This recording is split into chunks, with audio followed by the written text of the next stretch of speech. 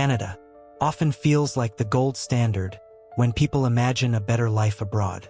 Clean cities, beautiful landscape, universal healthcare, friendly neighbors, a place where you can build a stable life without giving up your sanity in the process.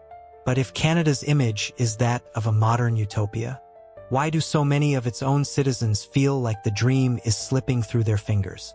Today, 7 out of 10 Canadians say the country is broken. Food banks are overwhelmed, the middle class is stretched thin, and an increasing number of immigrants, the very people who were drawn to that ideal, are now choosing to leave. So how did a country with so much going for it end up here? This is the dark side of Canada. To make sense of it all, let's break it down one issue at a time, starting with the one that's impossible to ignore: housing.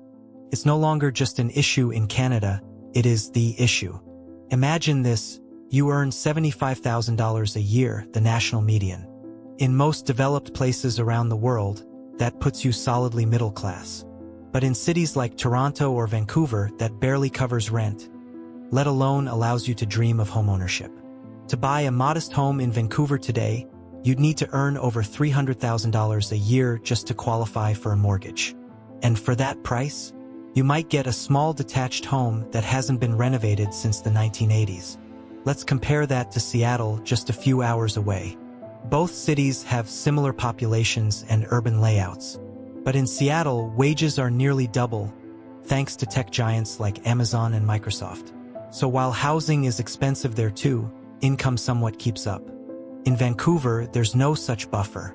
It's one of the few cities in the world where the average home earns more money in appreciation each year than the average resident does from working full-time. And it's not just ownership. Rental markets are equally brutal.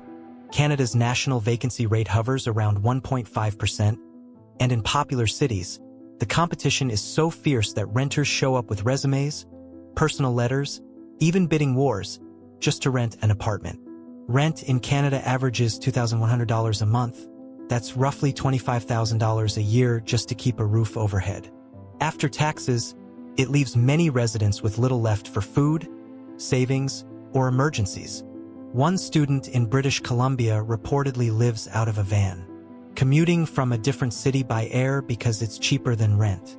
That's not an outlier anymore. It's becoming a survival strategy. So how did it get this bad? It comes down to supply and demand. Canada adds over 1 million people per year, mostly through immigration.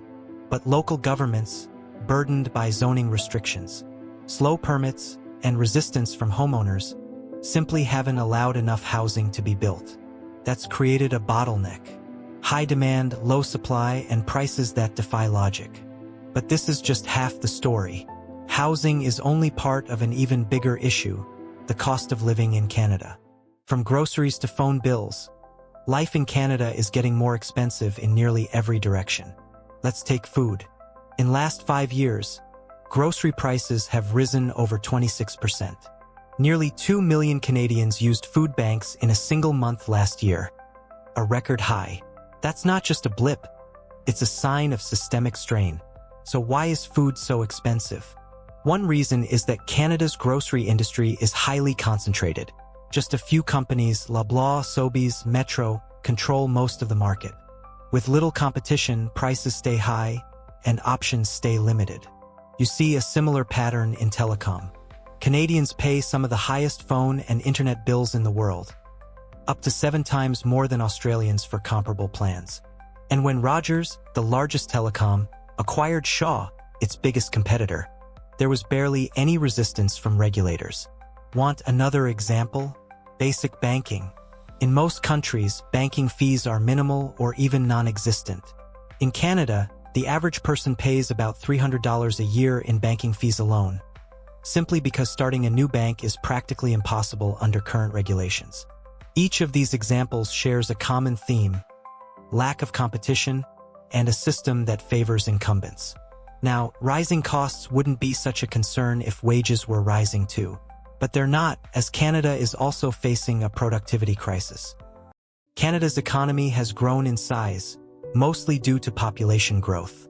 But if you look at GDP per capita, a key measure of how much wealth is created per person, it's been stagnant for over a decade. In simpler terms, more people does not necessarily mean more prosperity. But why has productivity stopped improving in Canada? Because companies are investing less at home and more abroad. Meanwhile, startups struggle to scale. Many skilled workers leave for countries with more dynamic economies and better pay. Canada's entire stock market is worth $3.5 trillion, less than the valuation of a single US tech giant like Microsoft or Nvidia. Without those kinds of engines powering innovation and high-paying jobs, wage growth stalls. And this has consequences.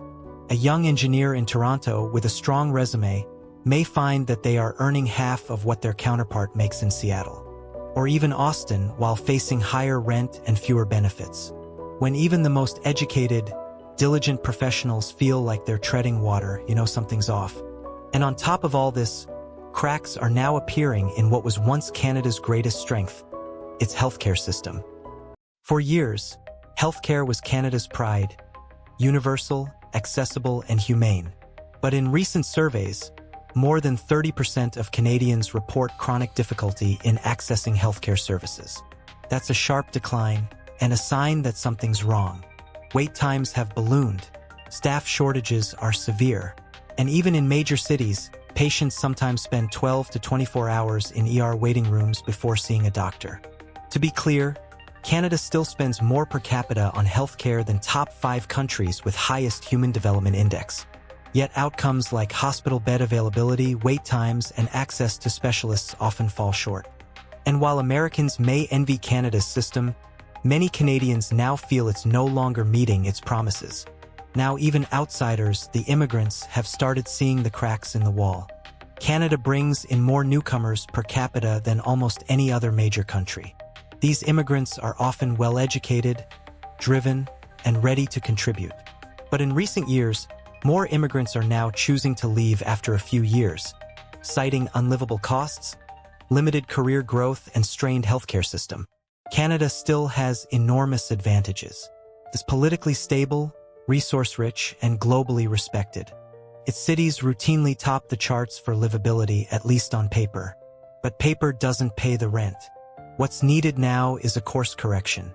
Build more homes and build smarter with mid-density zoning, faster approvals, and infrastructure to support growth. Encourage real competition, especially in key sectors like telecom, food, and finance. Reignite innovation and investment, not just in real estate or resources, but in tech, industry, and startups that create high-paying jobs. Strengthen public services so they keep pace with a growing population. Because the truth is, the Canadian dream isn't dead. But for many, it's on life support. And unless bold, coordinated changes are made, Canada risks becoming a place where even success no longer guarantees stability. Thanks for watching. Make sure to like, share, and subscribe, and I'll see you in the next one.